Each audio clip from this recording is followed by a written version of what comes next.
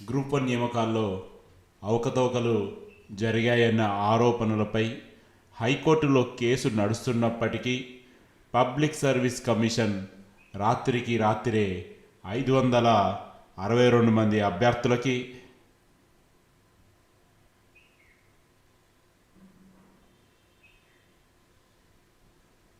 Appointment orders ఇవ్వడం జరిగింది. వారికి పోస్టింగులు కూడా ఇచ్చేసింది.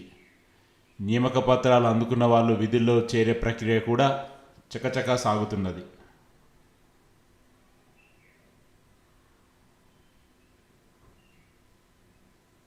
అయితే గ్రూప్ 1లో జరిగిన అవకతవకలపై దాఖలైన కేసులో వాదోపవాదాలు విన్న సింగిల్ జడ్జి నేతృత్వంలోని హైకోర్టు ఏకసభ్య ధర్మాసనం ఎవరికీ అన్యాయం జరగకూడదనే ఉద్దేశంతో 222 పేజీల తీర్పు ఇవ్వడం జరిగింది. అయితే వీలైతే రివాల్యుయేషన్ చేయాలని లేదా వీలు కాని పక్షంలో మళ్ళీ గ్రూప్ 1 మెయిన్స్ పరీక్ష నిర్వహించాలని అందులో ఆదేశించారు.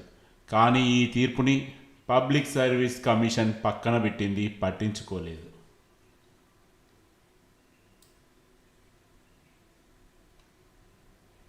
ఏకసభ్య ధర్మాసనం తీర్పుని సవాల్ చేస్తూ హైకోర్టు ద్విసభ్య ధర్మాసనానికి పబ్లిక్ సర్వీస్ కమిషన్ వెళ్ళింది. దీంతో సింగిల్ జడ్జి తీర్పుని డివిజన్ బెంచ్ పక్కన పెట్టేసింది.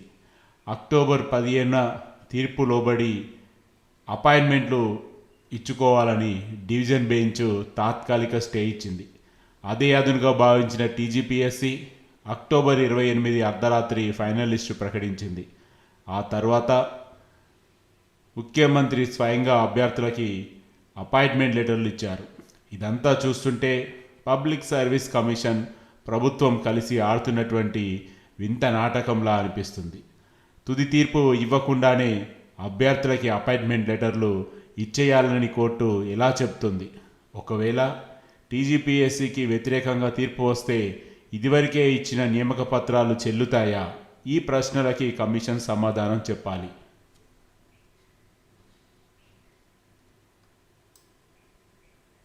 కోర్టులు అడిగిన ఇలాంటి ప్రశ్నలకి పబ్లిక్ సర్వీస్ కమిషన్ సమాధానాలు ఇవ్వడం లేదు. ప్రిలిమినరీ పరీక్షలకు, మెయిన్ పరీక్షలకు 2 వేర్వేరు హాల్ టికెట్లు ఎందుకు ఇచ్చారనే ప్రశ్నకి సమాధానం లేదు. అంతా తమ ఇష్టమే అనుకుంటే గ్రూప్ 1కి ఎంపికైనట్లు ప్రకటించిన 562 మంది అభ్యర్థుల ప్రిలిమినరీ, మెయిన్స్ హాల్ టికెట్లు పక్కపక్కన పెట్టి చూపించాలి. కోటి మహిళా కళాశాల సెంటర్లో 18-19 పరీక్షా కేంద్రాల్లో రాసిన 71 మంది మహిళా అభ్యర్థులు ఎంపిక కావడం అంతు చిక్కని రహస్యం.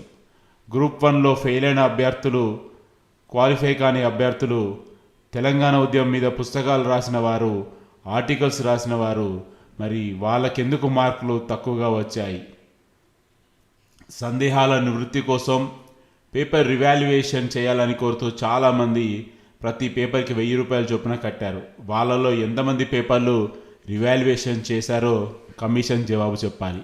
ఒక పరీక్షా కేంద్రంలో వరుస క్రమంలో కూర్చున్న 20 మంది పాస్ అయ్యారు. ఇలా ఎక్కడైనా జరుగుతుందా?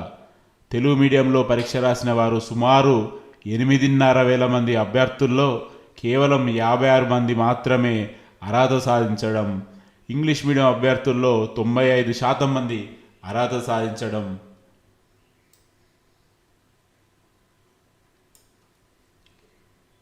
ఎంత నిర్లక్ష్యంగా పేపర్ వాల్యుయేషన్ ఎలా చేస్తారు? గ్రూప్ 1లో వేసినటువంటి మార్కులు కూడా విచిత్రంగా ఉన్నాయి. ఒకే రకమైన మార్కులు వచ్చిన వాళ్ళు వేలల్లో, వందల్లో ఉన్నారు. 450 నుంచి 460 వరకు, అంటే కేవలం 10 మార్కుల వ్యత్యాసం ఉన్నవారు 256 మంది ఉన్నారు. 450 నుంచి 530 వరకు మార్కులు సాధించిన వారు 612 మంది ఉన్నారు. అదేవిధంగా ఒక మార్కు మీద కాకుండా 2 మార్కుల మీద వందల మంది ఉన్నారు. ఇది ఎలా సాధ్యం? ఆబ్జెక్టివ్ టైప్లో ఒకే విధమైన మార్కులు వచ్చాయంటే అర్థం ఉంటుంది, కానీ మెయిన్స్ పరీక్షల్లో అందరూ ఒకే విధంగా రాయరు కదా. అయినప్పటికీ మార్కులు అందరికీ ఒకే విధంగా రావడం విడ్డూరం. పబ్లిక్ సర్వీస్ కమిషన్ వీటిని పట్టించుకోవడం లేదు. సివిల్ సర్వీస్లో ఆల్ ఇండియా టాప్ ర్యాంకర్లు 1100 మార్కులకు గాను 51% మార్కులు దాటవు. కానీ గ్రూప్ 1లో మాత్రం 900 మార్కులకి 500 మార్కులు పైగా వచ్చిన వారు 50 పైగా ఉన్నారు. గ్రూప్ 1 పోస్టులు సివిల్ సర్వీస్తో సమానమైన పోస్టులు. వీరంతా పాలసీ మేకర్స్, నిర్ణయాధికారాలు, ప్రజలకు దగ్గరుండి సేవలు చేయాల్సిన ఈ పోస్టుల కోసం నెలలు, సంవత్సరాలు చదివిన వారు ఉన్నారు. వీరికి న్యాయం చేయాల్సిన అవసరం ఉంది. న్యాయస్థానంపై, ప్రభుత్వం పైన వీరికి న్యాయం చేయాల్సిన బాధ్యత ఉంది. స్వచ్ఛమైన మేలి ముత్యాలు లాంటి వారు మాత్రమే ఈ పోస్టుకి అర్హులు. వారి చదువులకు, వారి కష్టానికి అవమానం జరగకుండా చూడాలి. సో ఓవరాల్గా ఈ ఆర్టికల్ రాసినటువంటి ఆథర్ చాలా క్లియర్ కట్గా కొన్ని పాయింట్లు అయితే చెప్తున్నాడు. డివిజన్ బెంచ్ క్లియర్గా ఎక్కడ కూడా అపాయింట్మెంట్ ఇచ్చేసుకోండి అని ఆర్డర్ ఇవ్వలేదు. కేవలం తాత్కాలిక స్టే మాత్రమే ఇవ్వడం జరిగిందని చెప్తున్నారు. అది కూడా తుది తీర్పుకు లోబడి అని చెప్తున్నారు. మరి ఇలా ఇచ్చినప్పుడు అంత తొందరగా వాళ్ళకి పోస్టింగ్లు ఇచ్చి, అపాయింట్మెంట్ ఆర్డర్స్ ఇచ్చి, ట్రైనింగ్ ఇవ్వడం ఇవన్నీ ఎందుకు? మరి రేపు ఒకవేళ తీర్పు ప్రభుత్వం తరపు రాకపోతే మరి వాళ్ళ జీవితాలు ఎలా అని కూడా చెప్తున్నారు. అదేవిధంగా పబ్లిక్ సర్వీస్ కమిషన్ విద్యార్థులు లేవనెత్తిన సమస్యల మీద వారు ఎటువంటి సమాధానం ఇవ్వకుండా ముందుకు వెళ్ళిపోతున్నారని చెప్తున్నారు. ఇంగ్లీష్ క్వాలిఫై కాకుండా మిగతా పేపర్లు వాల్యుయేషన్ చేయమని నోటిఫికేషన్లో చెప్పి వాళ్ళే వాల్యుయేషన్ చేశారు. నోటిఫికేషన్లో ఎక్కడ కూడా ప్రిలిమ్స్, మెయిన్స్, హాల్ టికెట్స్ వేరు అని చెప్పకుండా వాళ్ళే వేరు ఇచ్చారు. ఒక సెంటర్, 2 సెంటర్ నుంచి 71 మంది ఎలా సెలెక్ట్ అవుతారు అని అడిగితే అది చెప్పడం లేదని, అదేవిధంగా మహిళలకి ప్రత్యేక సెంటర్లు కేటాయిస్తామని ఎక్కడ చెప్పలేదని, 1 మార్కు 2 మార్కుల తేడాతోటి మరి ఒకే మార్కుతోటి సమానంగా పదులు వందల సంఖ్యలో ఎలా వస్తారు సివిల్ సర్వీస్లోనే, ఇది సాధ్యం కాలేదు కదా అని వీళ్ళు అడుగుతున్నారు.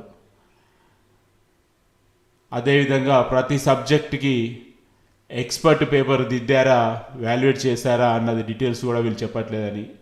సో ఓవరాల్గా ఈ యొక్క ఆథర్ చాలా ఇంపార్టెంట్ పాయింట్సే చెప్పారు.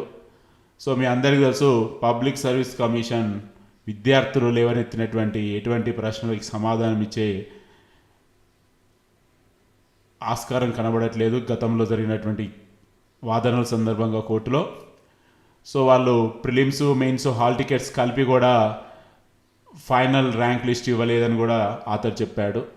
సో ఎన్నో ప్రశ్నలకి ప్రస్తుతం పబ్లిక్ సర్వీస్ కమిషన్ సమాధానాలు అయితే ఇవ్వలేదు. సో మరి చూడాలి, మరి రానున్న రోజుల్లో డివిజనల్ బెంచ్లో అట్లీస్ట్ ఈ ప్రశ్నలన్నిటికీ వాళ్ళు సమాధానం ఇస్తారా లేదా అన్నది. సో ఏదేమైనా ఇటు ఇప్పుడు టెంపరీగా పోస్ట్లోకి జాయిన్ అయిన వారు, అటు ½ మార్క్ 1 మార్కుతో అన్యాయం జరిగి పోస్టు పొందిన వారు ఎవరికి కూడా ప్రస్తుతం ఒక సంతోషం లేనటువంటి వాతావరణాన్ని పబ్లిక్ సర్వీస్ కమిషన్ ప్రభుత్వం క్రియేట్ చేసిందని చెప్పుకోవచ్చు. ఎందుకంటే ఈ కేసు క్లియర్ అయిపోయిన తర్వాత ముందుకు పోతే చాలా బాగుండేది. బట్ ఇప్పుడు అటు వచ్చిన వారికి తృప్తి లేదు, ఇటు రాని వారికి సంతోషం లేకుండా ప్రస్తుతం వాళ్ళు ఈ దీపావళి సెలబ్రేషన్స్లో ఏ విధంగా ముందుకు పోవాలనేది అయోమయంలో ఉన్నారు. సో చూద్దాం. మొత్తానికైతే డివిజన్ బెంచ్ తీర్పు చాలా ఆసక్తికరంగా మారబోతుంది. సో చూద్దాం మరి ఏం జరుగుతుందో. రానున్న రోజుల్లో అయినా కానీ కష్టపడి చదివిన వారికి రావాలి. అదేవిధంగా ప్రభుత్వం కూడా, పబ్లిక్ సర్వీస్ని కూడా ఈ యొక్క ప్రశ్నలన్నిటికీ సమాధానాలు చెప్పాల్సిన బాధ్యత వారి మీద ఉంది. అక్కడ ఉన్నటువంటి ట్రాన్స్పరెన్సీని వాళ్ళు ప్రూవ్ చేసుకోవాల్సిన బాధ్యత కూడా ఉంది. లేకపోతే ఇది ఇలాగే ఉండిపోయి చాలా